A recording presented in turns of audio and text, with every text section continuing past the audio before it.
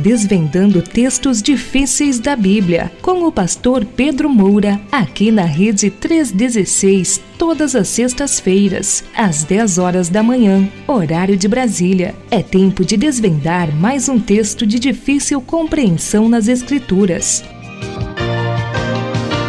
Desvendando versículos difíceis da Bíblia. Meu amigo, por que não, né? Pois é, mas com certeza uma aula aí que teremos com o nosso queridíssimo pastor, doutor Pedro Moura. Bom dia, meu amigo, tudo bem, tudo tranquilo? Como está Salvador? Por aqui só chuva, meu Deus. Bom dia, meu querido. Aqui tudo bem, tudo tranquilo. Debaixo de água. Meu Deus. A semana toda, Elber. É mesmo? Chuva a semana toda, Mas chuva aqui na Bahia a gente chama de toró, né? Toró, é verdade. Lá no meu Pará também, toró também, toró é aquela chuva que vem arrebentando tudo, não é? Isso, exatamente. Aqui em Salvador, a gente mora num bairro chamado Garcia. Sim. Aqui tem, pelo menos aqui no centro da capital, tem 3 bairros que não são afetados pela chuva. Evidentemente que há outros, mas os principais é Garcia, Brotas e Federação, são muito altos. Sim. E então a água do Garcia desce toda para a Avenida Garibaldi, que é uma avenida muito importante. Sim. Que liga aqui o centro à orla, não é? Uhum. E a chuva corre toda para lá para baixo.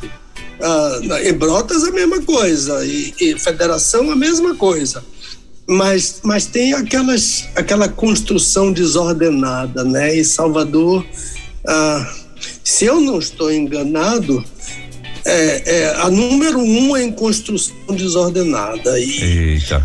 E nem sempre as autoridades estão. Então a gente, à noite, quando aquela chuva, né, que a gente gosta de ficar embaixo do cobertor, ouvindo aquele barulho da chuva, a gente fica preocupado com crianças, mulheres, idosos, né, nas ribanceiras de Salvador, né? Sim. Eu me lembro de uma freira muito ligada em questões sociais. Ela escreveu uma música linda. E a letra dizia: para mim a chuva no telhado é cantiga de niná. Sim. Mas o pobre meu irmão, para ele a chuva fria vai batendo no barraco e faz lama pelo chão. Isso foi minha irmã Neide, que me ensinou essa música. Eu ainda era criança. Eu nunca esqueci. Ela ensinou essa música. Ela era professora e era professora de música, ensinava umas músicas lindas e eu não me lembro o nome da freira, mas essa música que eu nunca esqueci, né? Meu Deus. E então sempre que tem chuva, eu e a Dulce à noite, a gente, Senhor, tem a misericórdia das crianças, tem a misericórdia dos idosos, né? Aí a chuva fria embaixo do cobertor fica muito boa pra gente, né? Mas não é boa pra todo mundo, né? É verdade, pastor. É isso aí, Salvador está debaixo d'água. Meu Deus. Eu tenho um amigo que chegou ontem daí, né? E veio encantado com a cidade. Ele ficou ali próximo a Guarajuba e ele falou que veio, aí tiveram aí em Salvador, foram passear e conhecer, né? E aí ele veio assim, encantadíssimo com a cidade, né? Ele era apaixonado por Maceió, mas agora eu vi que ele ficou meio decepcionado com Maceió.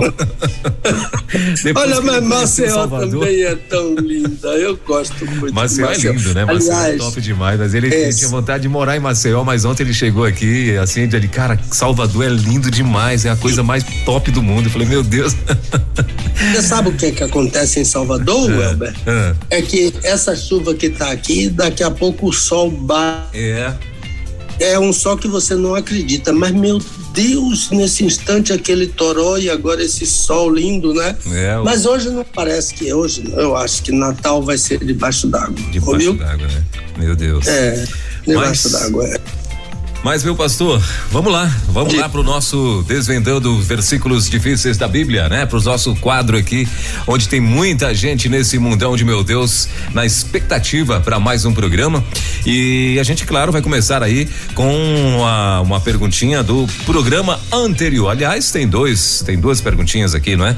E posso mandar então? Pode sim, pode. Então vamos lá. Pastor, o senhor poderia explicar novamente o texto de Apocalipse 20:11, quando fala que a terra e o céu fugiram de diante do juiz que estava assentado sobre o trono branco? Essa é a primeira. O senhor gostaria de responder já essa primeira ou já pode fazer as duas? Eu falo logo, viu? Porque vão ser breves, para não ocupar muito o tempo da pergunta de hoje, que é meio complicada.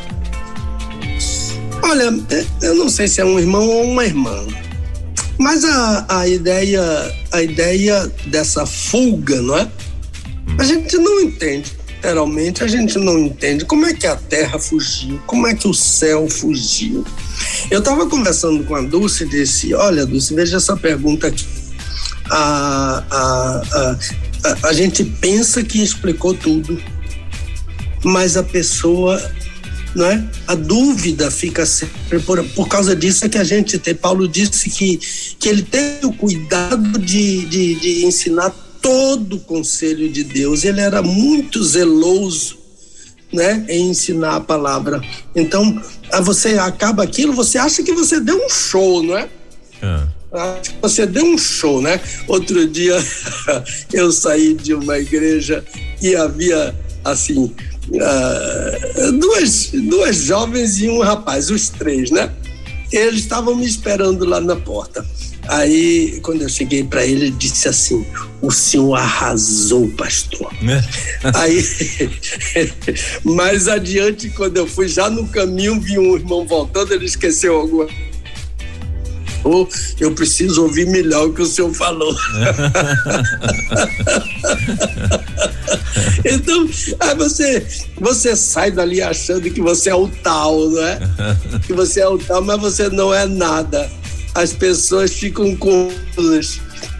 Aí você tem que explicar de novo e explicar de novo, né? Sim. Então, veja bem, ainda bem que a nossa igreja grava, mas nem todas as igrejas gravam para os crentes ouvirem novamente, né? Mas para bem, então é uma figura, né? A fuga está num tempo que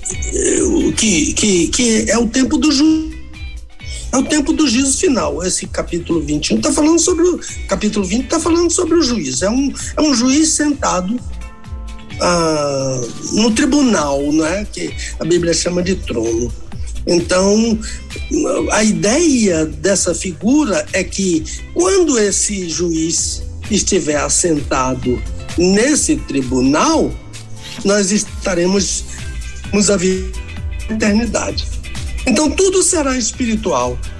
E o que não é espiritual vai dar lugar ao que é espiritual. Então, o céu e a terra fugiram, significa deram lugar ao que é eterno, ao que é espiritual. No texto, a terra e o céu em que o que João estava vendo, por serem a terra e o céu em que João estava vivendo, por serem temporais, deram lugar à terra e o céu que são eternos.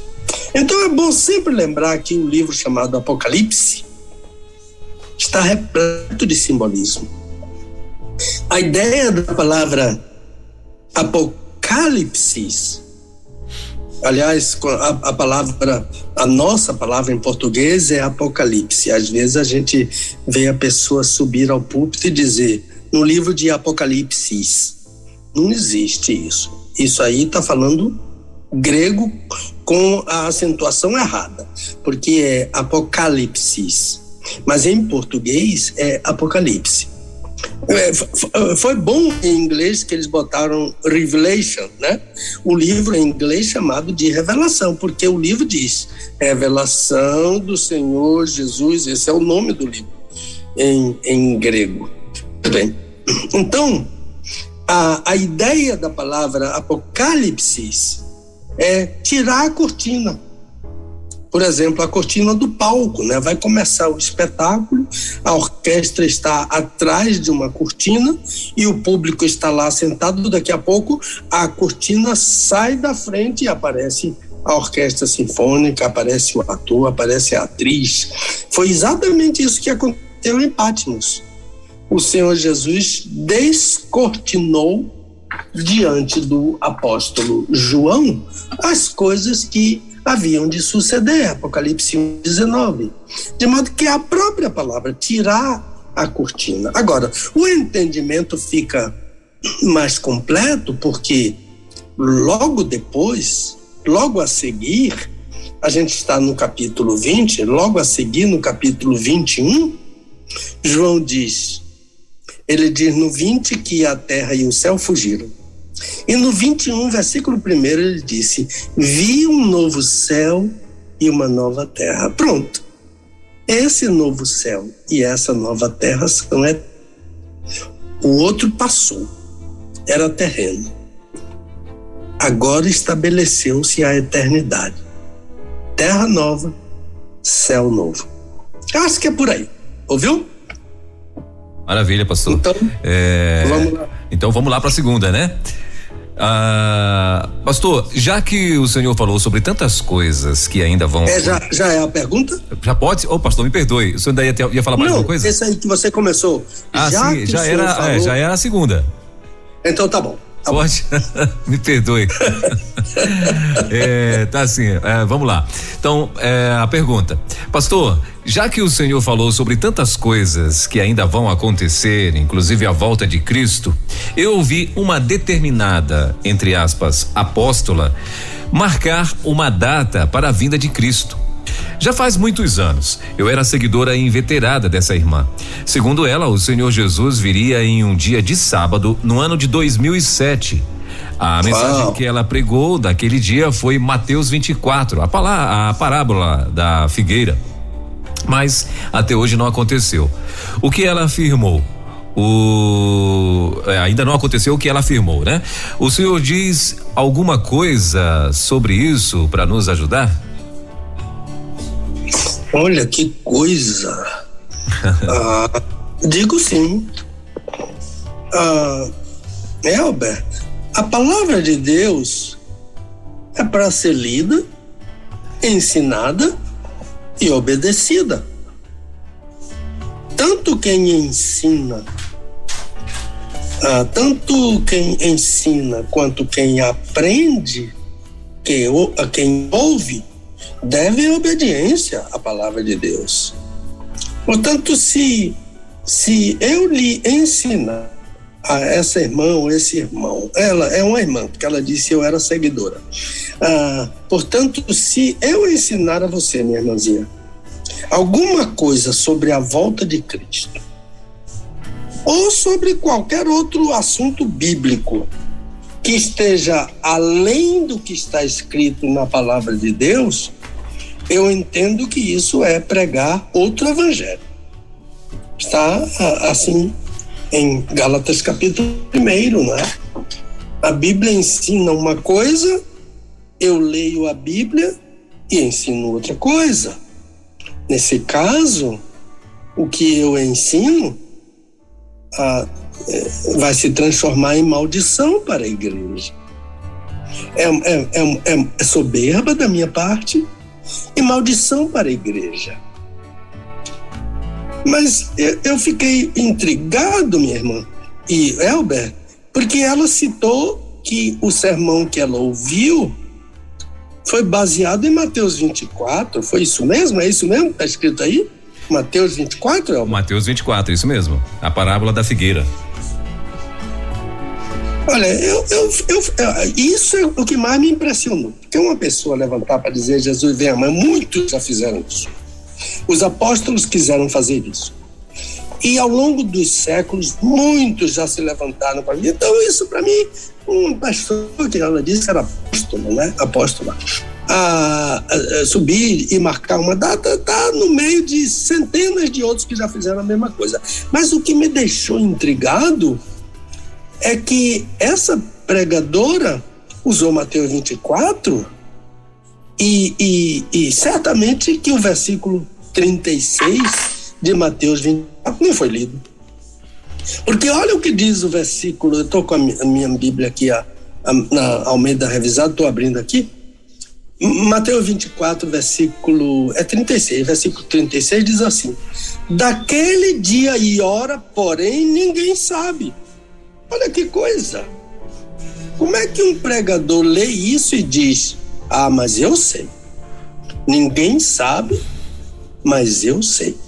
O que é que significa ninguém sabe? Para mim ninguém sabe. Não tem outra coisa, não tem outro significado. Então Jesus disse que estas coisas, eu já falei sobre isso aqui, datas, o Pai reserva a própria, né, autoridade dele. Atos capítulo 1. E será que alguém tem o direito de invadir a autoridade reservada de Deus para desfazer o que ele disse? Eu acho que isso... Eu não quero ofender ninguém aqui, mas se eu pregasse isso, eu seria soberbo. Seria soberba da minha parte. Como há algumas pessoas que leem coisas da Bíblia, afirmam que afirmam uma coisa, mas a pessoa... Deixa eu citar um exemplo, porque não me ocorre aqui como explicar isso antes. Uma vez um jovem chegou para mim com a Bíblia aberta em Apocalipse capítulo 10, versículo 4. Eu acho que é 4. Aquele texto que fala sobre os trovões. E os trovões disseram alguma coisa e João ficou impressionado com o que os trovões falaram e sentou para escrever, porque a ordem que ele recebeu foi: escreve o que você ouve, escreva. Jesus disse isso a João. Então ele sentou para obedecer, mas o Senhor Jesus disse: não escreva o que os trovões falaram. Pois então aquele rapaz chegou para mim com a Bíblia aberta em Apocalipse 10, 4, disse: pastor, o que foi que os trovões disseram? Eu disse: meu irmãozinho, vamos ler esse texto. Aí li o texto até o fim, disse: o texto afirma que o Senhor Jesus ordenou ao apóstolo que selasse, que não registrasse, que não escrevesse as palavras dos trovões. O Senhor não permitiu que isso fosse revelado. Como eu vou ensinar sobre isso?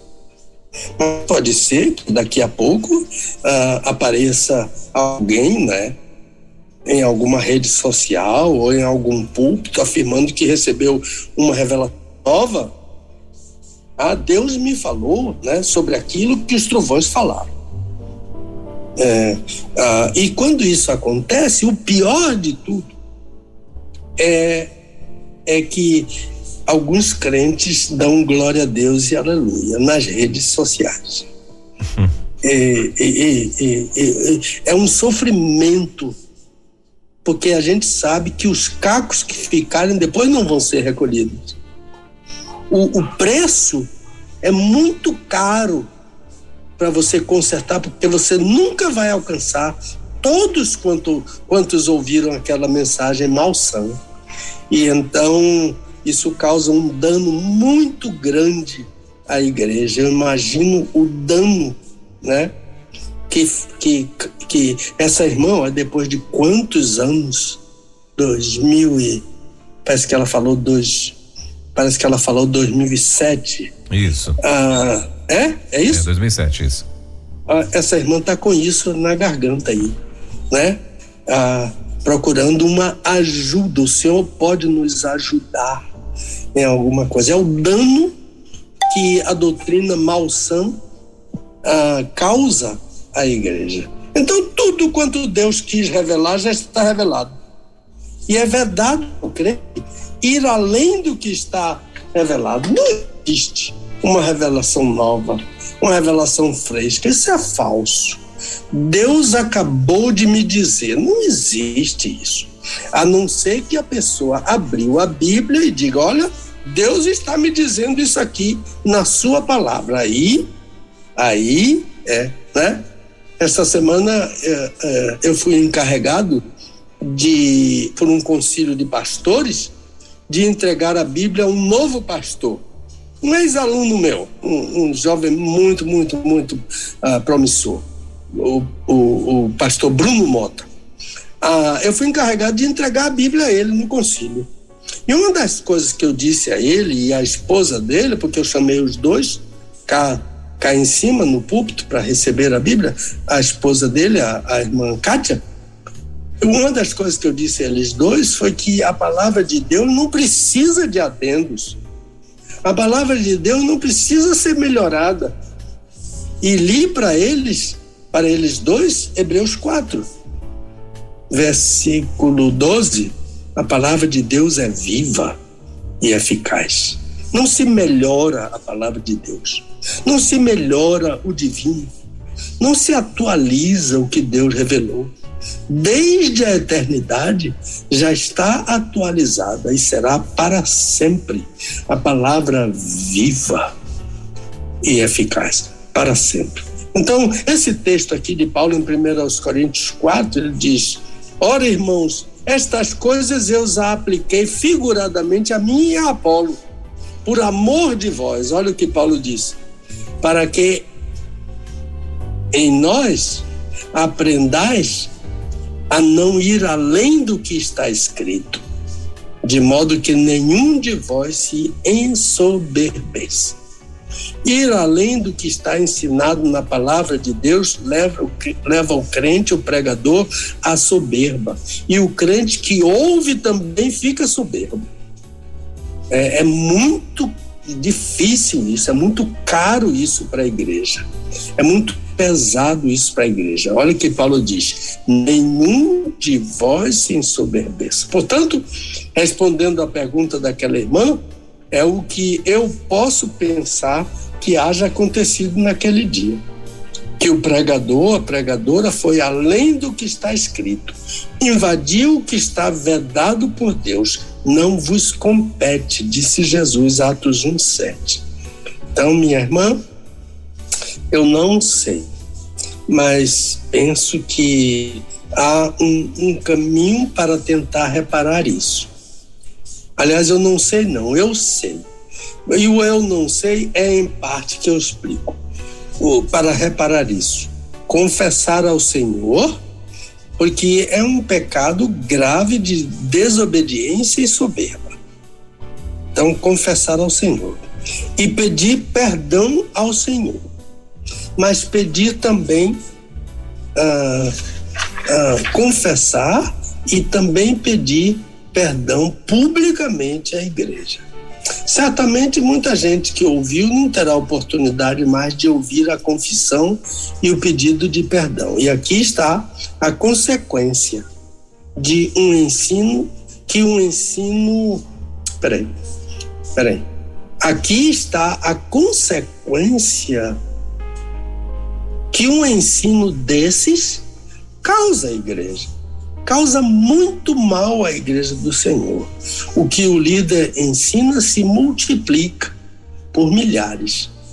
Daí vem aquela advertência de Tiago, eu acho que é capítulo 3, que ele disse: meus irmãos, muitos de vós não sejais mestres. É isso, minha irmã. Ninguém tem o direito de invadir uma área reservada exclusivamente a Deus. A volta de Cristo está reservada à Trindade, a Deus. Jesus disse: não vos compete. Então, ninguém tem o direito de marcar a data da volta de Cristo. Isso é falso. Tenha cuidado quando você ouvir isso. Mesmo que a pessoa diga: Deus me falou hoje pela manhã. Outro dia, eu já falei aqui de uma senhora que disse: Deus me falou há pouco. E era tão urgente que ele falou que eu tive que fazer essa live. E ela precisou uma data, não era da volta de Cristo, não. Era uma coisa aí, ia abrir um buraco, o Brasil ia cair dentro desse buraco. Olha, já passou meses. E ela deu parece que 3 dias ou uma semana para o Brasil cair dentro de um buraco. O Brasil já está dentro de um buraco, mas é em outro sentido, né? Que eu não quero entrar em politicamente, mas a gente sabe como existe uma luta contra o que é bom para o Brasil hoje, explícita, né? Aberta, contra o que é bom para o Brasil por interesses pessoais. Não compete a ninguém. Se eu um dia chegar num púlpito para pregar que Jesus vai voltar tal dia assim, eu estarei mentindo, porque eu não tenho esse direito. É isso aí, meu irmãozinho. Deus abençoe essa irmãzinha aí que nos pediu ajuda. Maravilha, pastor. Muito bem. Então tá aí, tá mais do que respondido, né, para ela. E então vamos lá, vamos à pergunta do dia. Vamos. Olha, a pergunta do dia, a pessoa que mandou a pergunta pra gente, eu acho que a gente pode divulgar aqui o nome dela, né? Porque tá aqui e tá tudo em casa, hoje é Natal, família tá reunida, então então faz parte. Se deixou publicar, a gente publica, a maioria não quer. Tá aqui em negrito aqui pra dizer o nome dela, então vou falar. Pode falar. A minha querida Diva Moura Sena, que é lá de Salvador, Bahia. O senhor conhece, pastor? Com esse sobrenome, Diva Moura? Conheço muito. A dúvida dela é o seguinte: referente lá a Êxodo 24, versículos de 9 a 10 e João capítulo 1, versículo 18, que diz o seguinte: é possível ver a Deus estando na terra? Pastor Pedro, meu irmão, e é irmão de verdade, viu? Não é só de sangue, não é só não é só em Cristo. Irmão não. 2 vezes. Né? Irmão 2 vezes, exatamente. É uma irmãzinha muito querida. Isso. Então ela está dizendo o seguinte: a Bíblia diz que ninguém jamais viu a Deus, mas quando eu leio Êxodo 24, versículos de 9 a 10, o texto afirma: eles viram o Deus de Israel. Como explicar isso? Um texto diz que ninguém pode ver a Deus e outro garante que um grupo viu a Deus. Muito obrigada por sua ajuda. Pastor, antes de o senhor começar a responder, lembra que na semana passada eu falei que que eu vi um pastor, e eu vou ser bem breve aqui, eu vi um pastor Sim. falando sobre esse texto também, né? Que ninguém poderia ver a Deus e tal, porque senão morria. Aí ele pegou e falou assim, para poder basear o que ele argumentou, e depois eu vou esperar o senhor falar, ele falou o seguinte, que todas as manifestações que tiveram, né? Onde Deus, né, disse que se revelou, tipo lá Jacó que lutou com Deus, né, o significado do nome dele, né, também Adão, né, que andava com Deus todos os dias e tal. Aí ele falou que ali era Jesus, né? Então ali era a pessoa de Jesus. Então por isso que as pessoas na realidade elas viram a Jesus. O Deus Pai não, porque senão, e essa foi a explicação. Agora eu passo a bola pro senhor e e o senhor fique à vontade agora. Muito bem o que ele falou, né? Ele se referiu às teofanias, né? Exatamente. Mas teofania, a palavra teofania é composta, né? E tem o nome de Deus, é manifestação de Deus, né? Manifestação de Deus. E sim, creio no que ele falou, que muitas vezes foi o próprio Senhor Jesus pré-encarnado. Lembra-se daqueles 3 homens que apareceram a Abraão lá em Manre, né? Em Manre, no calor do dia, um deles era o Senhor. Um deles era o Senhor Jesus pré-encarnado. Então, e Abraão saiu correndo atrás dele, capítulo 18, e pedindo a ele para não destruir Sodoma, e começou com 50 e foi até que o Senhor só não pôde destruir Ló e a família de Ló. Então, aquele ali um deles ali era o Senhor Jesus pré-encarnado. Quem lutou com Jacó lá no Jaboque também é o Senhor Jesus pré-encarnado. E depois o Senhor Jesus falou, e os judeus se escandalizaram. Ele disse: Abraão viu o meu dia e se alegrou. E eles disseram: não tem 50 anos ainda e viste Abraão, e quiseram apedrejá-lo, né? Então a aparição do Senhor Jesus pré-encarnado, mas Deus o Pai, aí é a questão a questão de hoje, né? Mas deixe-me dizer que nós temos um ouvinte, todos os nossos ouvintes são especiais, né? Mas esse é um amigo de tantos anos. É o pastor Isaac Silvano e a irmã Helena Silvano. Eles estão lá em Atlanta, na Geórgia, um angolano. Bacana. Aliás, olha, esse homem é um homem muito especial em todo sentido. Ele tem 3 cidadanias. Ele é angolano, ele é brasileiro e ele é americano. Eles dois têm 3 passaportes. O de Angola, o brasileiro e o americano. É um homem que, desde os anos 70, prega todos os dias para Angola, pela rádio. Dentro de casa ele tem um estúdio lá em Atlanta e ele fala para Angola. Uma vez eu estava andando em uma rua com ele em Angola, em Luanda. Não, foi Luanda. Foi em Uambo, é uma cidade linda de Angola. Eu andando com ele e ele falando, aí uma mulher parou na rua e disse: o homem do rádio. Aí disse: e como é que a senhora sabe que ele é o homem do rádio? Ela disse: eu ouço a voz dele todo dia. O homem que evangeliza a sua terra, que coisa maravilhosa. Pastor Isaac Silvano, lá em Angola, abração, meu querido. Vou estar com você aí, vou estar na casa dele em março, se Deus quiser. Vamos passar uns dias lá com ele e também com outro pastor muito querido lá de Atlanta, um pastor brasileiro muito amigo, o pastor Heraldo. O pastor Heraldo é nosso amigo lá, pastor da primeira igreja batista brasileira de Atlanta, que é um dos nossos ouvintes. Pois bem, então, essa é uma saudação, um homem que vai levar o nosso programa para Angola. Temos grandes amigos lá, doutor Diniz Eurico, pastor de uma igreja que tem em todas as cidades, quase todas as cidades de Angola, chamada IESA, igreja episcopal. Não é episcopal o quê? Uma igreja do tipo Assembleia de Deus, né? Que tem uma igreja principal e as outras são todas igrejas, congregações da igreja principal, chama-se IESA, IESA. Então são esses queridos, e um abraço para o doutor Diniz Eurico, meu amigão lá em Angola. Ok.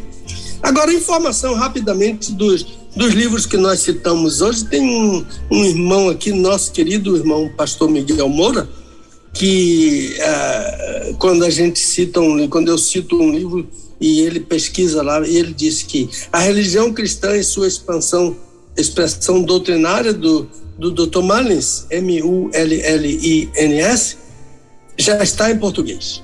A religião cristã é uma teologia sistemática. A religião cristã em sua expressão doutrinária. Recomendo tremendamente a leitura. É um negócio enorme, um tijolo de livro, mas vale a pena. Eles viram o inferno, do cardiologista Rollins, Maurice Rollins, aquele livro sobre o homem que caiu dentro da clínica daquele cardiologista, também está em português. Eles viram o inferno. E o esboço de teologia sistemática, tão antigo, você pode encontrar na internet em novas edições. Então, isso é interessante. Alguns irmãos solicitaram o esboço do sermão do meu ex-professor, Dr. Brodus Hale, mas eu não tenho a mínima condição.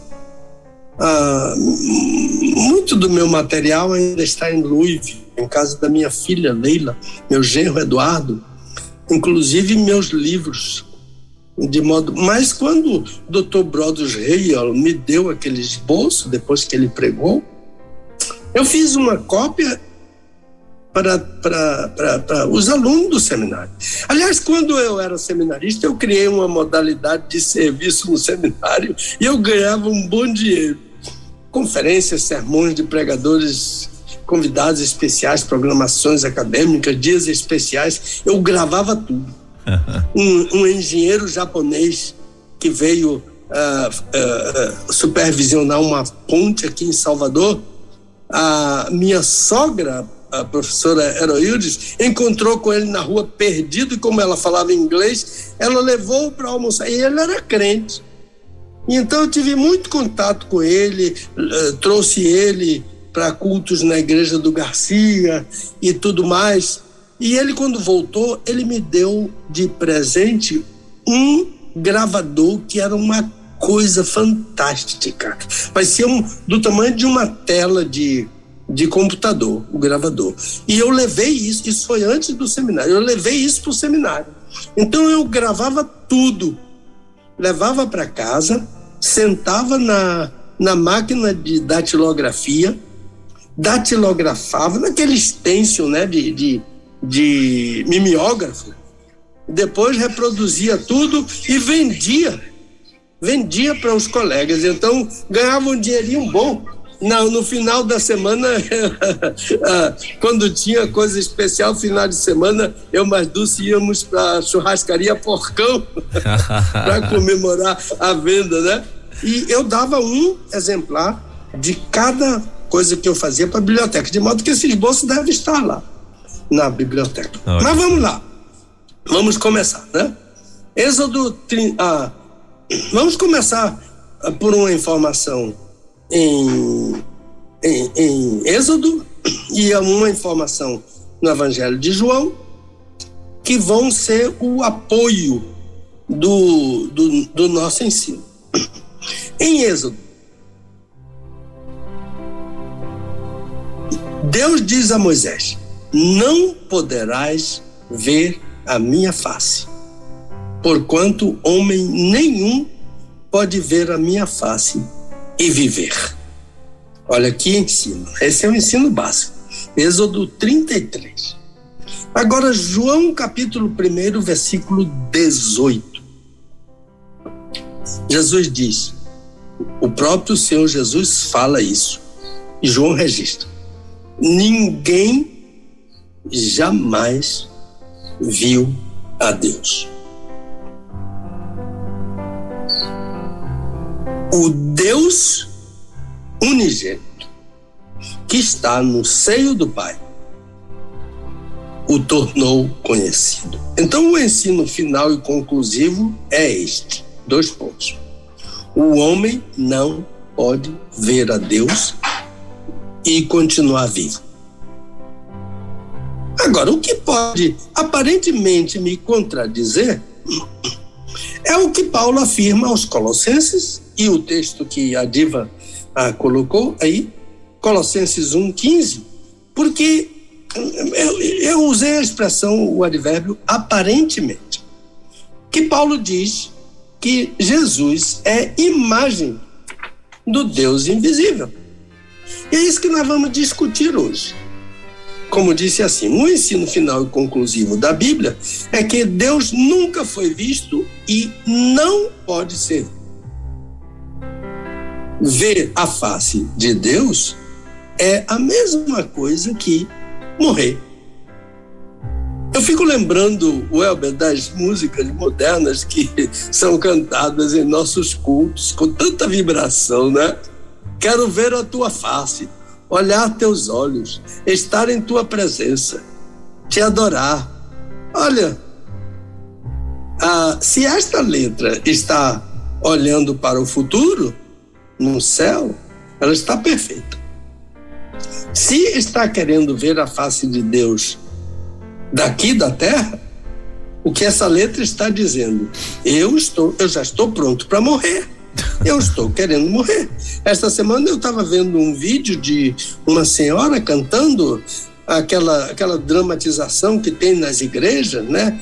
Aquele grupo que canta e fazem encenações, e ela estava cantando e ela caiu, foi aqui em Salvador, caiu e morreu, né? A notícia que recebemos é que foi socorrida imediatamente, mas já chegou no hospital sem vida. Então, é isso que eu estou querendo dizer. Eu quero que aconteça o que aconteceu com aquela irmã, e eu estou aqui no templo, quero ver a tua face, quero morrer agora. Se é nesse sentido, tudo bem. Mas eu acho difícil, né? Porque eu, por exemplo, não estou querendo morrer agora. Pode até parecer piada, mas é isso mesmo que a Escritura afirma. Nenhum homem pode me ver e viver. Vai morrer. Está pronto para morrer? Vai morrer. Né? Há um outro hino que diz: Senhor, formoso és tua face, eu quero ver. Eu penso assim, Elber, não é bom ficar insistindo com Deus sobre algo que ele disse que não é possível. Fica parecendo que a gente não acredita que ele está falando a verdade ou está falando sério. Ele disse que não pode ver, mas eu vou ficar insistindo para ver se ele desiste e me deixa ver, né? Eu acho que isso é meio Deuteronômio 6,16, é meio Mateus 4,7, que Jesus disse: não tentarás o Senhor teu Deus. É uma forma de tentar o Senhor teu Deus, querer ver a face de Deus vivo aqui na terra. Então, os mórmons, por exemplo, creem que o seu fundador, o senhor Joseph Smith Jr., viu a Deus face a face. Eles creem porque ele mesmo declarou e ensinou isso. Ele disse que ele tinha... Pode ler no livro dele, né? O livro dos Mórmons. Ele disse que ele tinha 14 anos quando Deus, o Pai, e o Senhor Jesus Cristo, não foi só Deus o Pai, foi Deus o Pai e Deus o Filho, apareceram a ele, fisicamente, e disseram que ele deveria restaurar a igreja, porque a igreja já, depois dos apóstolos, a igreja perdeu completamente todo o sentido. E ele foi chamado para restaurar a igreja aqui na terra. Então, o mormonismo, segundo o senhor Joseph, surgiu dessa visão que ele teve da face de Deus e da face de Deus o Pai e da face do Filho, o Senhor Jesus Cristo. Uma vez eu me lembro que eu estava conversando com 2 jovens mormons sobre a revelação do senhor Smith. Eles 2 tentaram que era possível, sim. E eles abriram a Bíblia num texto interessante, muito interessante, de Êxodo capítulo 33, versículo 11, onde se lê: e falava o Senhor com Moisés face a face. Mas esse texto está dizendo que Deus via, que Moisés via o Senhor face a face? O nome que está lá são aquelas 4 letrinhas, Senhor, né? Que a Septuaginta substituiu por Kyrios, que é o nome inefável de Deus, que ninguém sabe pronunciar. Mas esse texto está dizendo que Moisés viu a Deus face a face? Moisés viu a Deus face a face e continuou vivo. Então o ensino do Senhor ao próprio Moisés não é verdadeiro. Observe que o texto por eles citado para mim está dizendo que Moisés falava com Deus face a face. E você pode falar com uma pessoa face a face sem ver a pessoa. Há muitas maneiras de se fazer isso. Coloca uma peneira na frente, coloca um véu na frente, coloca um pano qualquer na frente, deixa a pessoa do outro lado e você fica do lado de cá. Deixa eu fazer uma ressalva sobre eles, porque nesse encontro com aqueles 2 jovens, eu tenho que dizer, muito bem vestidos, do sapato à gravata, cabelo bem penteado, jovens bonitos, muito educados, muito atenciosos, muito bem instruídos na literatura deles.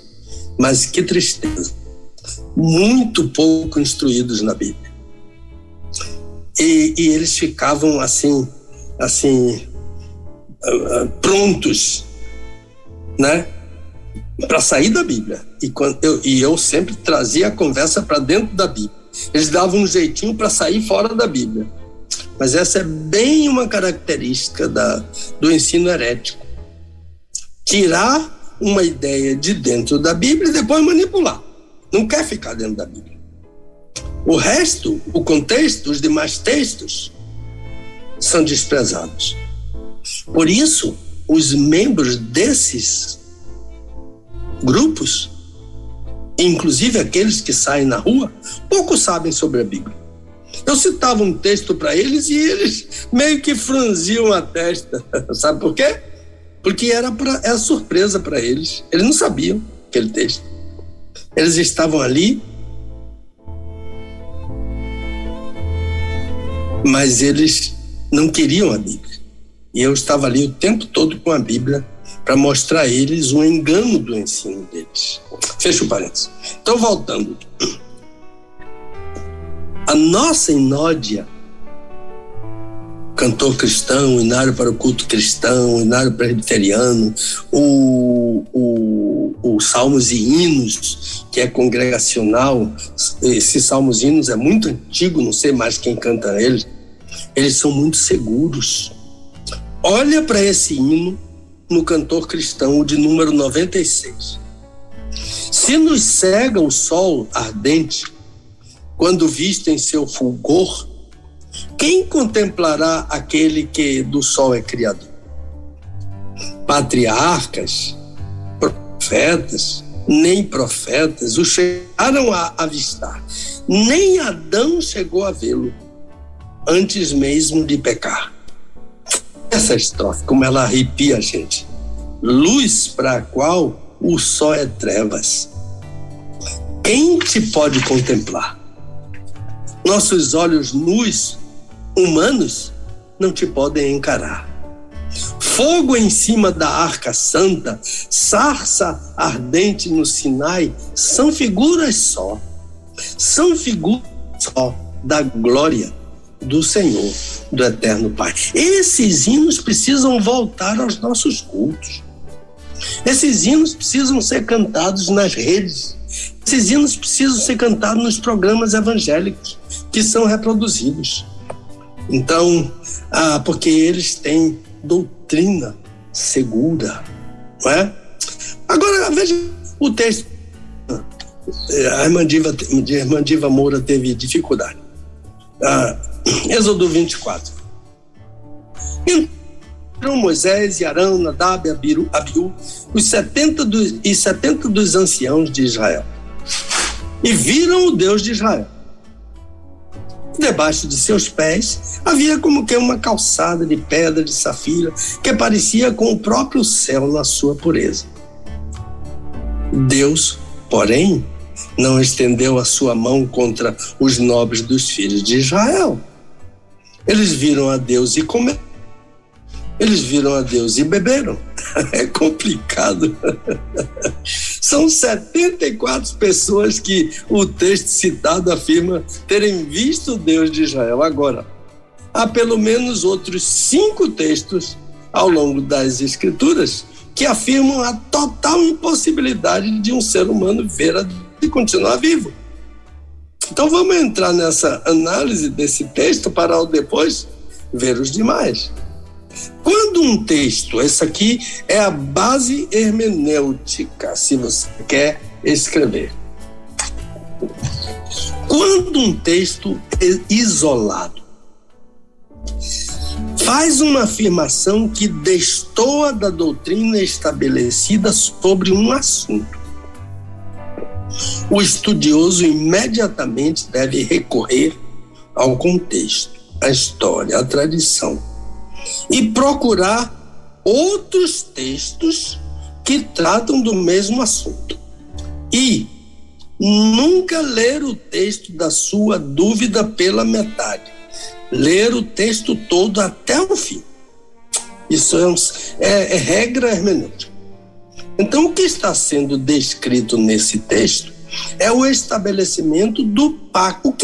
Qual é o contexto do texto? É o estabelecimento do pacto de Deus com Israel. Por isso que diz que eles comem. Comer na presença do Deus que faz o pacto, que estabelece o pacto, faz parte do plano completo da história da salvação. E aqui é a história da salvação que está sendo progressivamente delineada. Porque quando a gente chega lá no final, na culminação da história da salvação, o que é que acontece? Os remidos comem e bebem no reino. Refiro-me às bodas do Cordeiro. Comer e beber faz parte do pacto que vai se delinear ao longo da história, não é? E que é progressiva, a revelação é progressiva.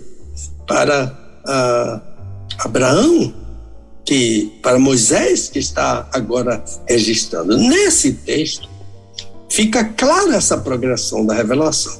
O que ocorre aqui no texto é uma espécie de antecipação, um lampejo do que vai acontecer plenamente no eschatos. Já expliquei essa palavra aqui, eschatos, que é o futuro.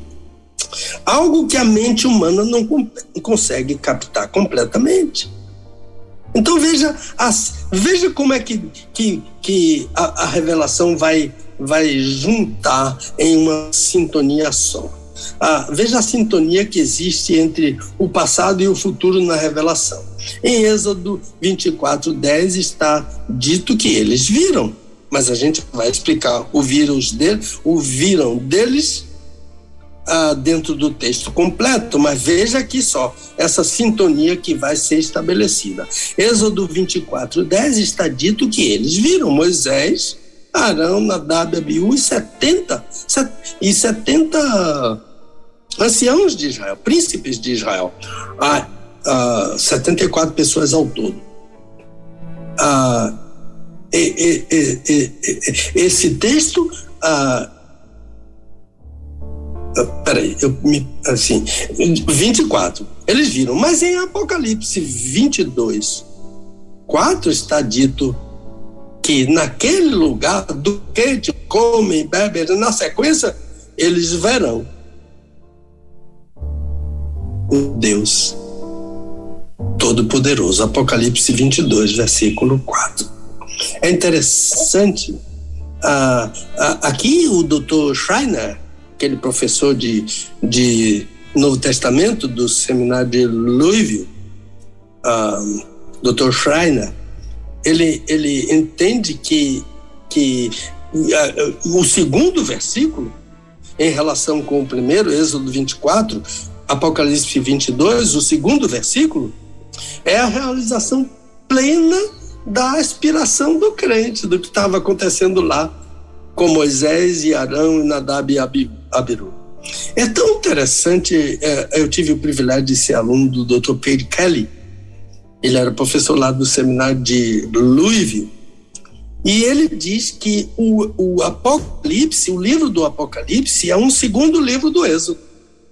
E se você for examinar, comparar, ler os dois, como a gente lê, por exemplo, Levítico e Hebreus, ler Êxodo e Apocalipse, é muito interessante. Você vai encontrar o que está no Êxodo, você vai encontrar, por exemplo, as pragas do Êxodo estão lá no Apocalipse, e outras coisas mais que a gente não vai, você vai encontrar tudo quanto o mar, né, estabelecendo a separação de João, né? E João era tanta angústia dele em Pátimo, segregado pelo mar, né? Que ele, naquela angústia dele, ele vê o mar, mas ele vê um mar de vidro, né? E depois ele diz, o mar já não existe. Veja que coisa linda, né? O mar não existe mais para Moisés, porque Deus abriu o mar e eles sabem, né? O mar não existe mais para Moisés lá no Êxodo. O que limitava eles, né? O que continuava a estabelecer a escravidão era o mar. Mas ele passou a não existir, porque Deus abriu o mar para eles. E João vê a mesma coisa. Um mar que o limita, o segrega, lá em Patmos, que é uma ilha. Ele está limitado pelo mar, segregado, separado da congregação e do seu povo. Mas, de repente, ele diz, o mar já não existe. E o mar que ele vê é um mar de vidro. Olha que coisa maravilhosa. Então, a Dr. Page Kelly, ele diz que, eu não sei se o livro dele está em português, quem sabe o pastor Miguel vai descobrir isso aí para a gente, chamados a uma missão, Êxodo, chamados a uma... Eu acho que é isso. Êxodo, chamados a uma missão redentora. Eu não estou com o livro aqui, eu até coloquei o livro aqui para olhar, mas depois... Não, ele está ali. Peraí, deixa eu pegar rapidinho aqui. Page Kelly. Page, P-A-G-E-H, Kelly. K-E-L-L-E-Y. Êxodo, 2 pontos. Chamados a uma missão redentora. Eu não sei se está em português esse livro, mas vale a pena ver e vale a pena ler totalmente. O Êxodo o Apocalipse é um segundo Êxodo. Então, Moisés, Arão, os sacerdotes e os 70 príncipes de Israel subiram ao monte, diz o texto que eles viram o Deus de Israel e comeram e beberam. Um aluno uma vez me perguntou assim, professor, o verbo ver desse texto significa o quê? Eu disse, significa ver. É o verbo ra'ah, R-A-A-H, ra'ah, R-A-A-H. É o verbo ra'ah. Figurativamente, perceber, considerar. O hebraico antigo, esse verbo é observar. Meus alunos já sabem isso, já estudamos isso. Mas em nosso texto, o uso não é figurativo. É arcaico. O que às vezes passa assim despercebido, batido ao leitor é a extensão do texto, a continuação do texto, o texto completo. Olha, uma coisa que eu sempre fico assim preocupado é quando um leitor, um pregador, lê um texto, mas não lê o texto completo. O texto sempre deve ser lido completo. Mesmo que você vai destacar, eu vou destacar esse texto aqui. O texto deve ser lido todo ao leitor. Porque não ler o texto completo será em prejuízo do pregador e dos ouvintes. Então, temos que partir daqui de ler o texto completo. Porque, primeiro, há um texto dizendo que não é possível o ser humano ver a Deus e continuar vivo. E depois aparece outro dizendo que alguém viu a Deus. O que é que eu tenho que fazer? O hermeneuta tem que fazer, o exegeta tem que fazer. É mais complicado, tem que cavar mais, né? Veja um ajudante de pedreiro cavando um buraco para o pedreiro colocar ali uma sapata. Aí, de repente, ele cava 2 metros. O pedreiro, o mestre vem e diz assim, não, mais 4 metros. Cavar mais é sempre mais difícil. Então, tenho que cavar mais. Outra coisa, tenho que procurar os outros textos que vão me ajudar. Se só tem um texto, a doutrina está estabelecida. Mas se tem um texto que aparentemente contradiz outros, esse texto tem que ser estudado à luz dos outros.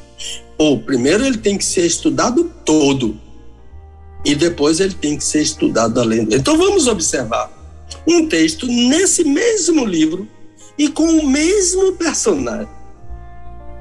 Olha aqui, Êxodo 33. O próprio Deus diz: não poderás ver a minha face.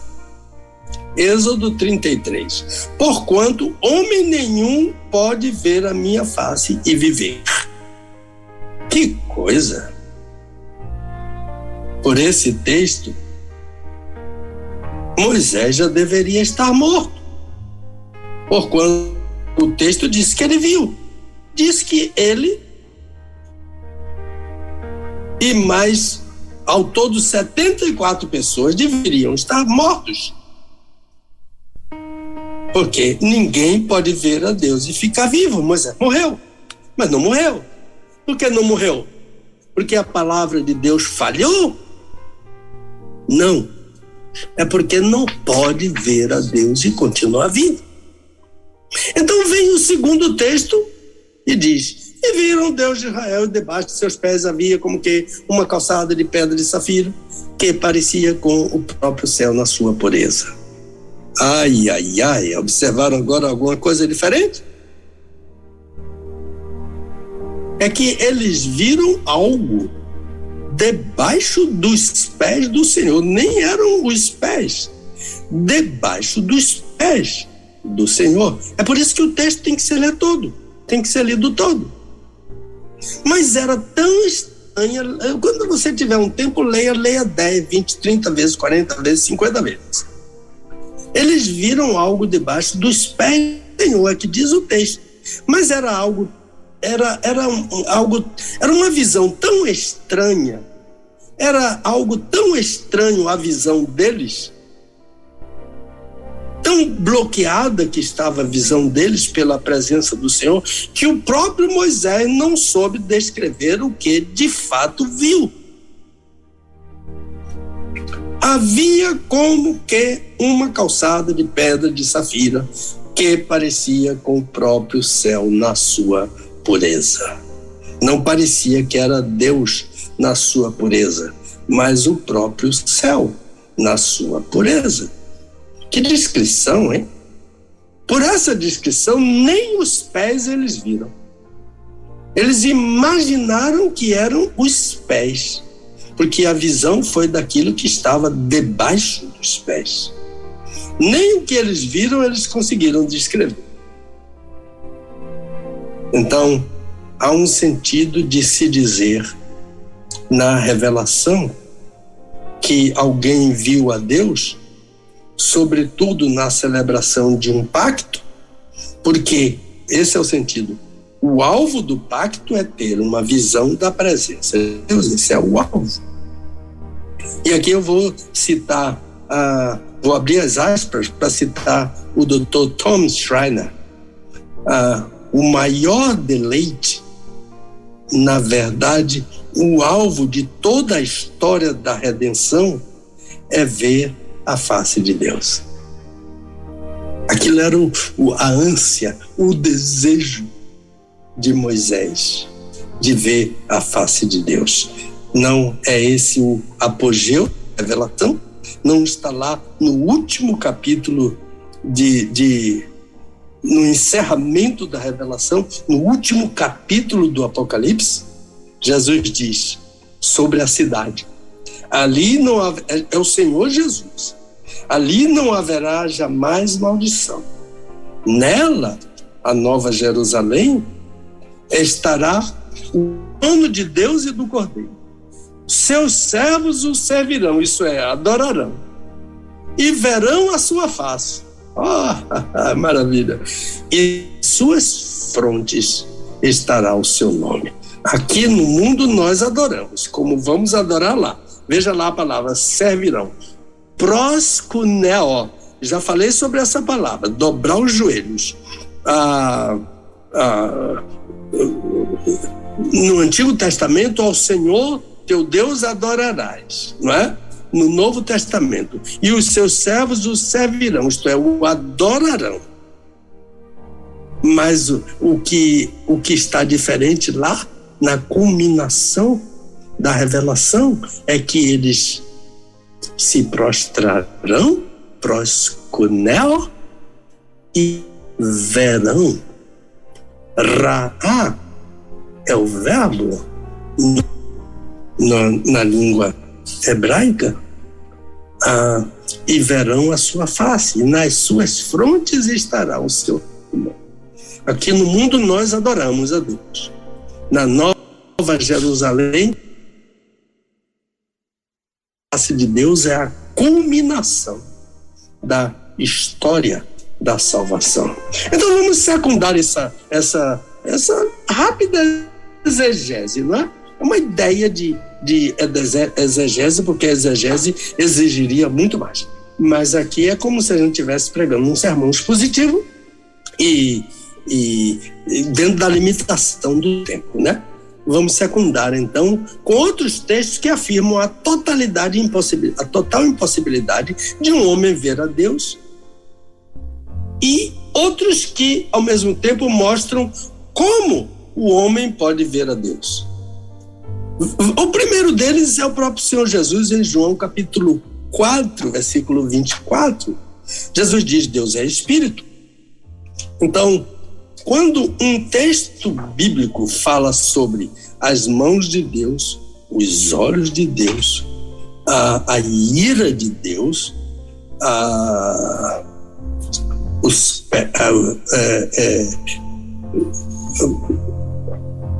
qualquer coisa dessa natureza, ou qualquer forma divina, o autor inspirado está usando uma figura chamada antropomorfismo. Então, olhos de Deus é antropomorfismo. Porque o que significa antropomorfismo? É uma palavra composta, né? De homem, antropos, e morfei, forma. Então, quando eu digo olhos de Deus, eu estou dando uma forma humana para que a gente possa entender. Agora, quando eu digo a ira de Deus, eu estou usando uma outra linguagem que se chama antropopatismo, que é atribuir, né, atitudes, ações que são próprias do humano a Deus. Eu não sei explicar como é que Deus se ira. Então, eu uso um antropopatismo, uso o que se passa comigo quando eu me iro, para que eu possa entender o que se passa com Deus. Então, por isso que Jesus disse pés, olhos, por isso que Jesus disse Deus é Espírito, né? E o Espírito próprio Jesus diz, eu acho que é Lucas, é na ressurreição, é Lucas 24, né? Que Deus fala a Tomé. Lucas, depois que vem de Emaús, e ele vem para encontro com os apóstolos, Tomé não está, na outra semana Tomé aparece. Ele tira a confusão de Tomé. Ele disse: olhe para as minhas mãos, o seu dedo, olhe para os meus pés. Ele diz: o Espírito não tem pés, o Espírito não tem mãos, o Espírito não tem ossos. Então, Deus não tem pés, Deus não tem mãos, Deus não tem ossos como nós temos, porque Deus é Espírito. E eu não sei explicar como Deus é. Deus é um Espírito. Você pode ver um Espírito? Não, então Deus é isso. Ele não pode ver. Então, lembre-se da confusão que Moisés fez para descrever o que ele entendeu serem os pés de Deus. Por quê? Porque Deus não tem pés. Eu não tenho como descrever o que não existe, o que não está desenhado na minha frente. Mas há textos que vão nos mostrar um ensino duplo e totalmente controverso. Eles dizem: o homem não pode ver a Deus. e o outro diz: o homem pode ver a Deus.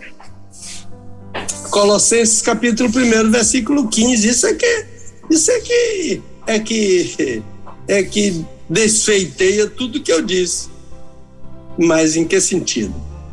Porque disse Colossenses 1,15 que Jesus é a imagem do Deus invisível.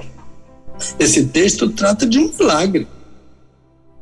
Isto é, Jesus é eikon é um milagre de uma pessoa que é visível ser vista. Deus, o Pai, é invisível. Porque Jesus é eikon, Jesus torna-o visível. Jesus é imagem de Deus, eikon é imagem. Só um Deus pode ser imagem de alguém que é absolutamente invisível. Moisés jamais poderia fazer isso. Mas Jesus fez. Então, o que Jesus diz em João 14, versículo 9? Quem me vê a mim, vê o Pai. Ele é eikon.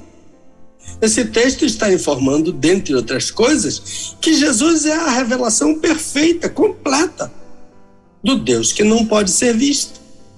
Filipe, estou há tanto tempo convosco e você está pedindo: mostra-nos o Pai. Quem me vê o Pai. Que grande que é Jesus, não é? Como Jesus é grande. Quem me vê a mim, vê o Pai. João 1,18, agora aqui temos um problema, né? E é um problema que se tornou um problema muito sério de tradução. João 1,18, já estou caminhando para o S14, para o fim, Elber. Ninguém jamais viu a Deus, Jesus diz isso, o Deus unigênito que está no seio do Pai, esse o deu a conhecer. Olhe na sua Bíblia, se você tem uma Bíblia de papel aí, ou depois procure ver. Se na sua Bíblia está escrito: ninguém jamais viu a Deus, o Deus unigênito o deu a conhecer.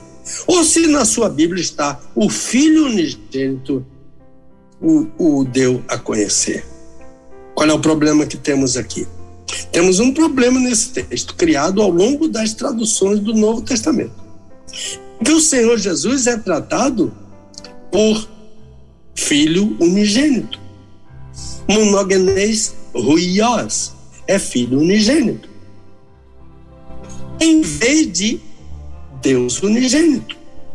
Monogenes theos, Deus unigênito. A nossa Bíblia, a Almeida Revisado da Imprensa Bíblica Brasileira, que eu digo por amor da igreja, que é o melhor texto que existe em português. Há outros bons, mas ele é o melhor. Ele está acima de todos. Nós batistas demos o melhor texto ao Brasil, a Almeida Revisado da Imprensa Bíblica Brasileira. Nessa Bíblia, nesse texto, está monogenes theos, Deus unigênito. A leitura Filho unigênito veio do texto Receptus. É um texto, a gente tem que respeitar o texto Receptus como tem que respeitar todas as traduções da Bíblia que foram feitas, a não ser as tendenciosas, né? Que já falei sobre elas aqui. Então, a gente tem que respeitar o texto Receptus. A Vulgata Latina temos que respeitar, a King James temos que respeitar, mas esses textos também usaram monogenes huios, em vez de theos, em vez de Deus unigênito, Filho unigênito. Mas Filho unigênito é um equívoco aqui. Ah, mas Jesus é Filho unigênito? É, mas não nesse texto. É uma tentativa aqui de harmonizar com João 3,16. Deus amou o mundo de tal maneira que deu seu Filho unigênito. Ali está monogenes huios, Filho unigênito, e Jesus é Filho unigênito.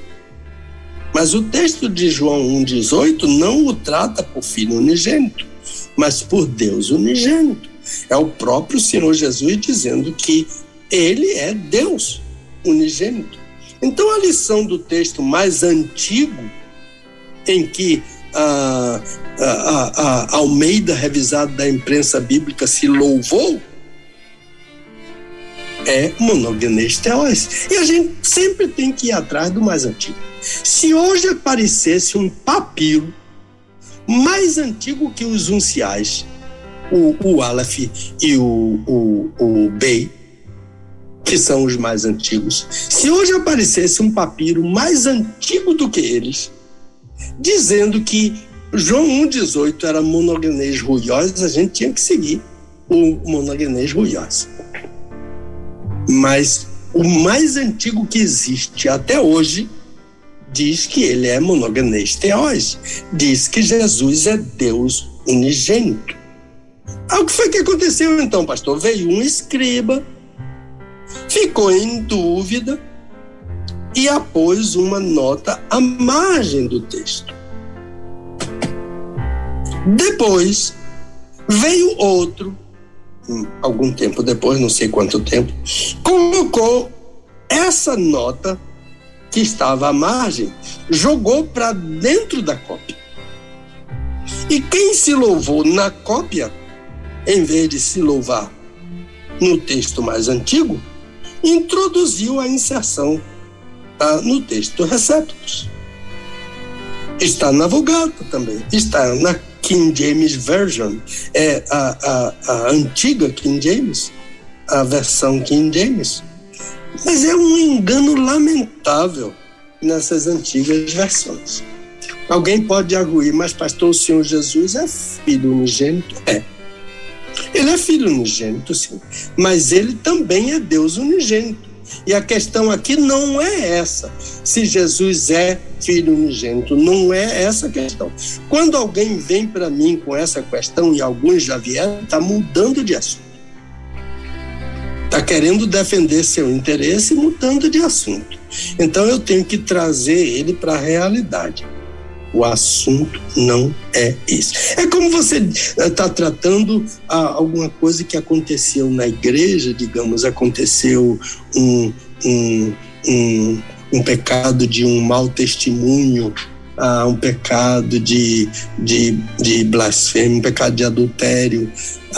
Aí uma outra pessoa, você está tratando aquele assunto, aí uma outra pessoa disse, mas a igreja tem outros pecados.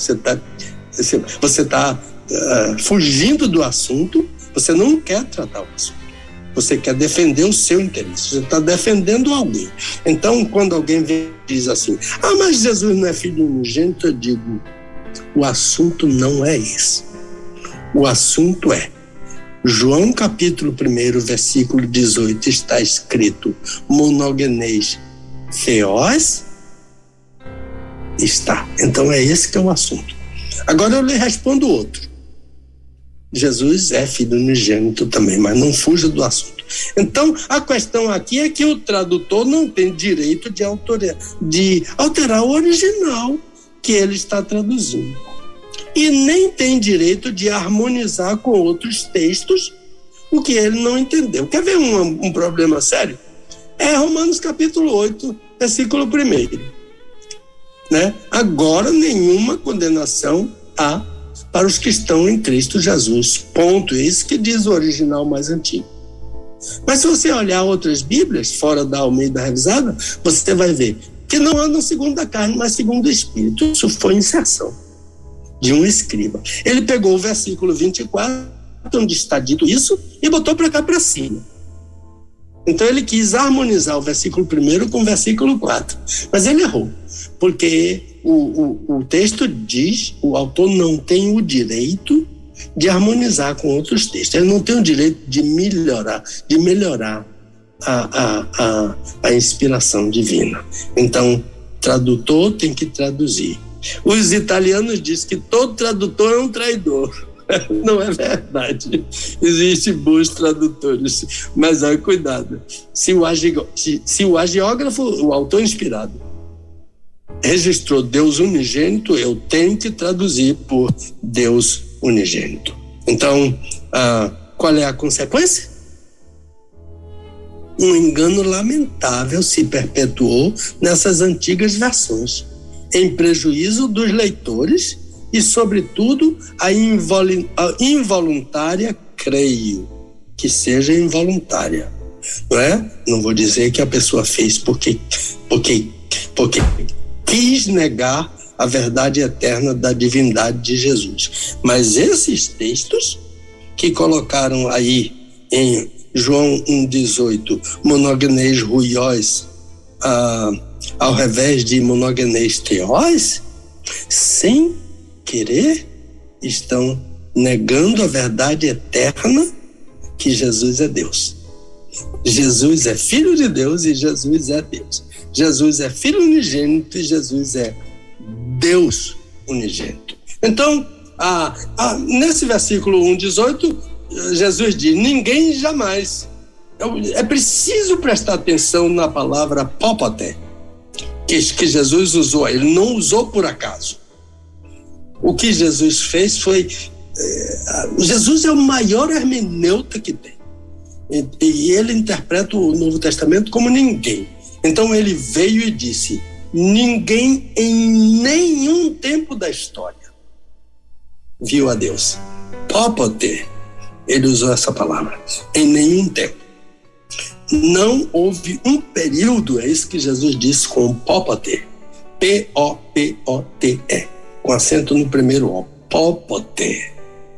Porque a vogal final é longa. Popote. O acento tem que ficar na primeira sílaba.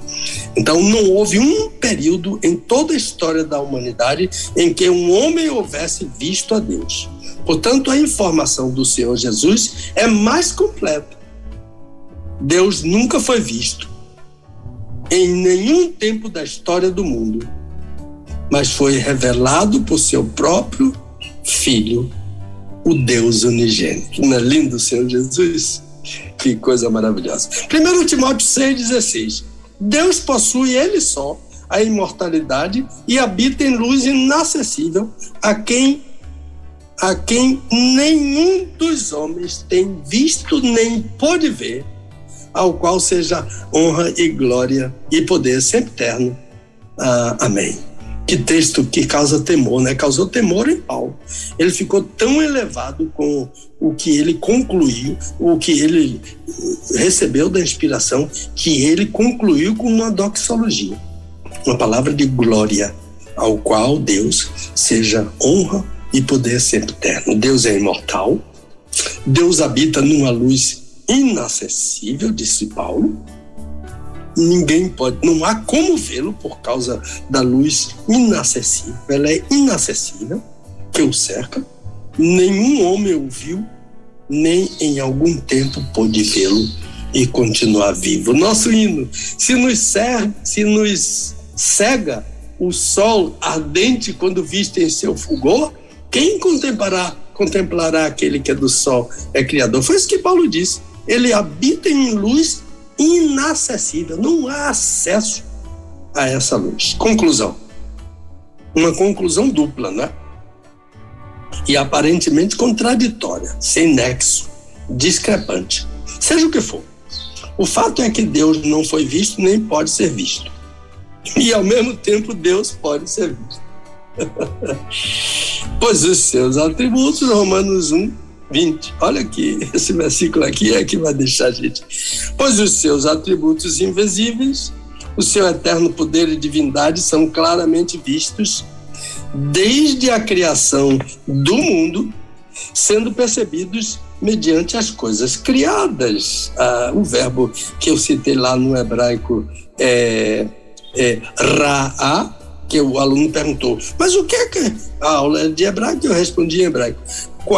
O que é que esse verbo ver significa, não é? O verbo ra'a, mas o verbo aqui que é usado no Novo Testamento é kathoraw, K-A-T-H-O-R-A-W, com acento no kathoraw. A última palavra, letra em vez de ser W é O. K-A-T-H-O-R-A-O. kathoral, é um verbo interessante, porque é a ideia de ver de cima, no sentido de ver a partir de. Nesse caso, a partir das coisas que foram criadas por Deus. Né? E também o verbo é ver com clareza, mas é também perceber as coisas que foram. Duas coisas sobre Deus nesse texto. Primeiro, os atributos invisíveis de sua natureza: poder, eternidade e divindade. Segundo, esses atributos são vistos através daquilo que ele soberanamente criou. Davi usou uma linguagem poética maravilhosa, né? Quando contemplo os teus céus, obra dos teus dedos. Davi não vê o Senhor, mas ele vê as impressões digitais de Deus, obra dos teus dedos. Deus deixou as impressões lá, né? Qualquer perito, médico legista sabe o que é isso, chama-se dactiloscopia, né? Davi disse que Deus deixou as impressões digitais naquilo que ele criou.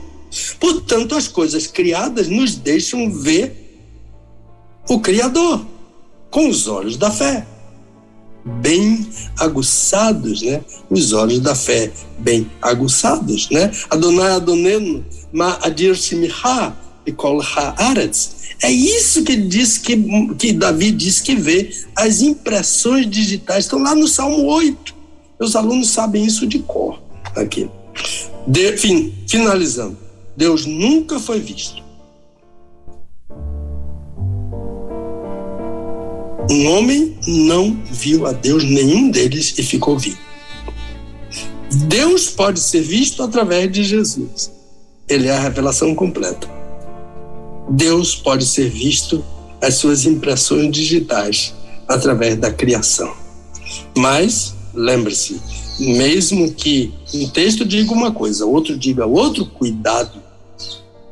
Leia o texto todo, depois procure os demais textos para que você procure tirar uma conclusão. Nenhum homem pode ver a face de Deus e viver. Deus te abençoe, meu irmãozinho. Lhe devolvo a palavra. 11h35. Pastor, sempre preciso, né? Ai. Nem sempre. Não, mas a gente nunca conseguiu também passar na precisão, né? Às 10 horas, sempre é 8, 10, 15, 20 minutos a depois. Mas muito bom, pastor. Muito bom, muito boa. Amém. A ministração amém. De hoje, e louvamos a Deus mais uma vez aí pela sua vida, né? Amém. Por tudo que o Senhor tem conseguido passar pra gente, tem disponibilizado esse tempo maravilhoso, né? Porque a gente sabe que não é só esse momento aqui dessa 1 hora, 2 horas que o Senhor fica com a gente sabe que ontem já demos trabalho pro Senhor e pra querida Dulce, né? Com certeza ela também, como o Senhor fala, ela toda noite ela vai lá dar uma espiada no negócio e vem com os acréscimos. Com as notinhas escritas de lápis. Olha só, então, então a gente consegue dar trabalho para toda a família Moura aí, ó, glória a Deus. E hoje, mais ainda, né? Porque hoje teve mais a participação da nossa querida Diva também, né? Que mandou então aí a pergunta. Mas, meu pastor. Mas olha, para mim e para Dulce é sempre um privilégio, ouviu? Amém, amém. Ela lê com muito amor, com muito interesse. Quando eu termino o esboço, eu passo para ela, e sempre sugestões muito ricas, né? E muito oportunas que ela dá, né? E ela tem uma teologia simples, né? A resposta dela são muito simples. Vamos lá. Ela é tipo sniper, né, pastor? Rápido e preciso. Tá certo. Mas, meu pastor, em nome da rede aqui, nós queremos desejar ao senhor e toda a sua família, então, um Feliz Natal, né? Que o Senhor continue te usando tremendamente, né? E agradecemos mais uma vez muito aí por esse tempo. Sabemos que o que o senhor faz é com prazer, poder, né? Amém. Ontem eu vendo um trecho de uma entrevista com uma pessoa, um apresentador famoso, aí alguém perguntou para ele assim, o que é prosperidade para você, o que é realização e tal, felicidade e tal. Ele falou, é fazer o que eu gosto, é conseguir fazer o que eu gosto, né? Então, e a gente vê exatamente isso no Senhor, né? O Senhor vibra com essas ministrações, né? E como tem pessoas que no Brasil e fora do Brasil admiram muito o Senhor justamente por conta disso, porque além do dom, o Senhor consegue passar isso pra gente muito bem, de uma forma bem tranquila, bem natural, né? E nós louvamos muito a Deus pela sua vida, por estar aqui, por ser um parceiro da gente aqui na Rede 316. Amém. E eu gostaria que o senhor ficasse à vontade e fizesse aí a sua conclusão, né? Em cima desse assunto. Eu particularmente nem me atrevo a comentar nada sobre essa aula. Bondade sua. O Elber, o que a gente faz, a gente entende que a gente, sou eu e Dulce, a gente entende que é o que Deus quer que a gente faça. Amém. Nós temos um ministério, escreve livros e prega aqui e ali, e fala em muitos encontros de casais e ordem de pastores. Agora mesmo o retiro da ordem dos pastores, agora em janeiro nós vamos estar lá para falar, levar uma mensagem sobre a família do pastor e sobre a vida íntima do pastor. Vamos levar essas duas mensagens para ele lá. Mas Deus quis aumentar o nosso ministério. Então, no dia, eu estava ouvindo tudo na inauguração. Eu estava presente online na inauguração da rádio. E quando o Deus falou ao meu coração, colocou aquilo dentro do meu coração. Eu não vi a voz dele, não. Eu senti dentro do coração, você pode trabalhar nessa rádio, né? E Deus, eu me lembrei que quando eu estava na imprensa bíblica brasileira, nos anos 90, eu respondia perguntas, mas não tinha facilidade, né? Às vezes eu respondia pelo Jornal Batista, outras vezes era carta que eu tinha que responder. E então algumas perguntas ficaram, eu tenho lá nos meus papéis lá na casa da minha filha, lá em Louisville, muita pergunta que me foi feita que nunca foi respondida, porque não houve oportunidade. Então foi uma coisa que veio de Deus, ele colocou dentro do meu coração essa lembrança da imprensa bíblica brasileira. A Bíblia responde, era mais ou menos assim que a gente imitava o pastor Davi Gomes, que ele tinha um livro também, a Bíblia Responde. No programa dele, ele falava ele respondia perguntas da Bíblia. Então eu imitava o meu amigo, pastor Davi Gomes, respondendo perguntas da Bíblia. Aí então, eu não sei com quem foi, eu falei com um dos irmãozinhos aí, um dos irmãos que estavam na inauguração, e disse: olha, se vocês quiserem, eu posso responder perguntas sobre a Bíblia, se vocês confiarem em cima. Aquele, eu acho que foi isso, não tenho certeza. Então, no mesmo dia, eles colocaram contato com o William. Eu estou citando nomes assim, mas eu posso estar esquecido. Ouviu? Provavelmente deve ter sido aí o pastor Fabrício mesmo. Fabrício, né? Uhum. No mesmo dia veio, e o título é deles, ouviu? Sim. Eu tenho um projeto que partiu de lá da IBB, da Imprensa Bíblica Brasileira, que o nome era Desvendo os Meus Olhos. O nome do meu livro será Desvendo os Meus Olhos. Mas eu não falei nada disso com eles.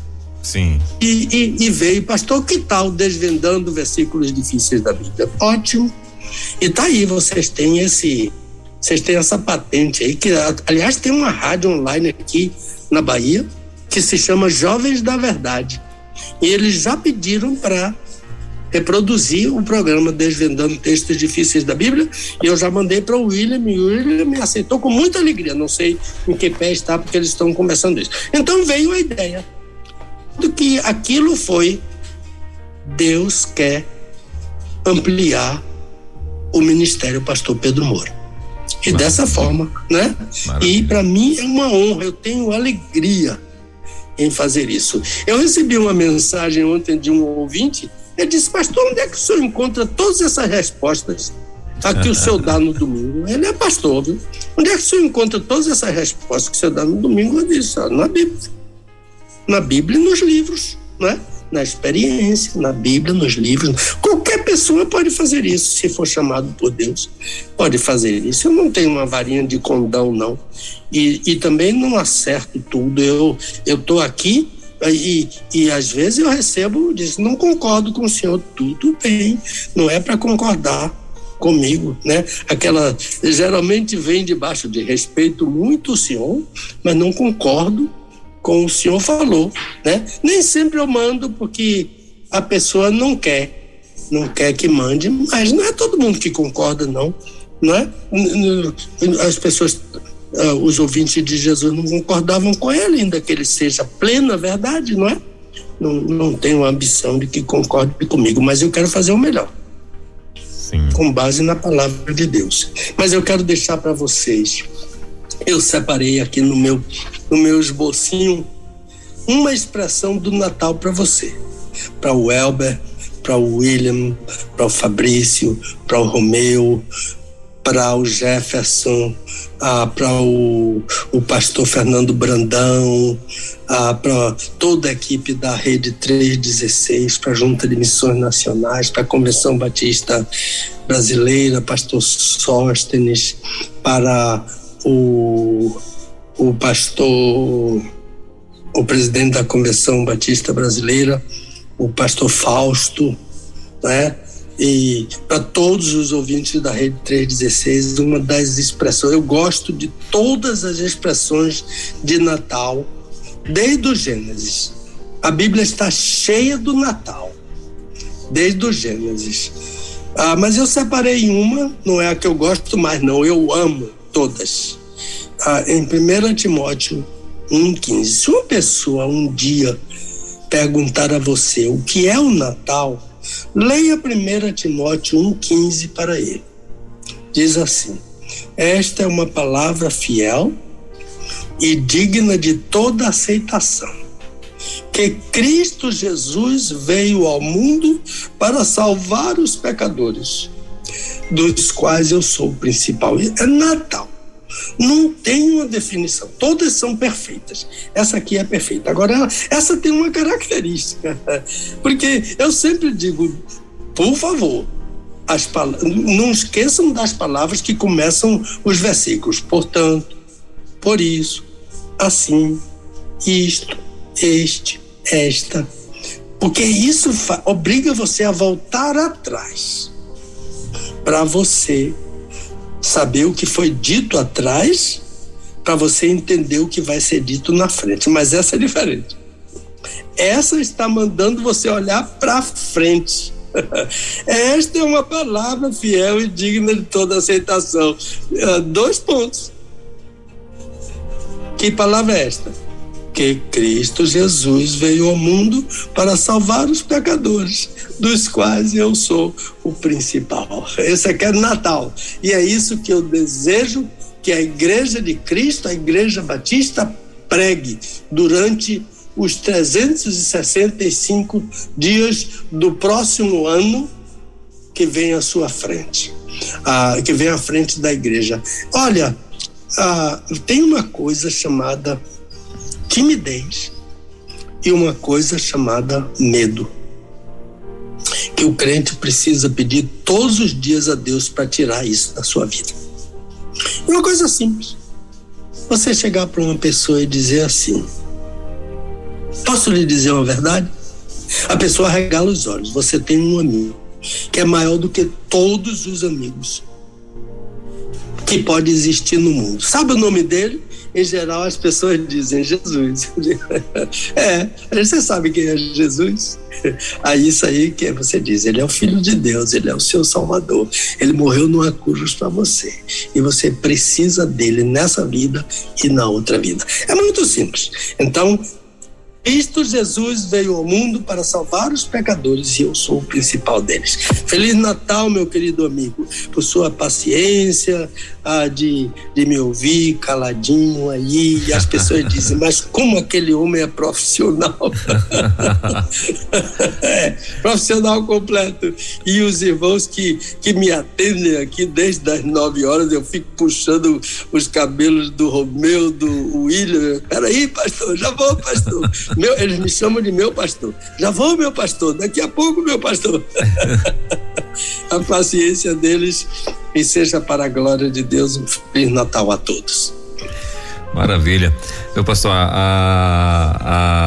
honra, como a gente sempre tem falado aqui, a honra é nossa, né? Com certeza, e mais uma vez, como o senhor muito bem fala, a bondade sim é sua, né? De ver em nós aí pessoas que podem sim estar aí contribuindo junto para o reino de Deus com o seu ministério, né? E para nós, com certeza, teremos sim a oportunidade, como o senhor também tem falado, de estar ajudando na administração de algumas cidades lá depois, né? De tudo, a gente vai estar, eu quero estar junto com o senhor ali, sendo o primeiro secretário, segundo, quinto secretário, não tem problema não. Nada disso, eu uma vez falando com o meu irmão, pastor Miguel Moura, eu disse ele assim, olha, eu vou administrar uma rua, ele disse, eu um beco.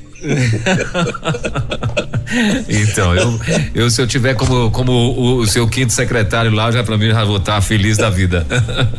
É bondade sua, é bondade sua. Meu pastor, Feliz Natal, Deus abençoe a sua vida, mais e mais, e toda a sua família, tá?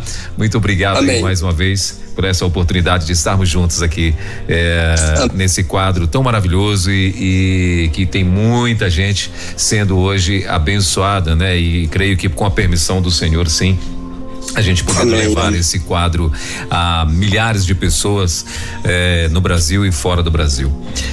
Amém, amém, amém. Desvendando textos difíceis da Bíblia. Com o pastor Pedro Moura, é tempo de desvendar mais um texto de difícil compreensão nas Escrituras. Aqui na Rede 316,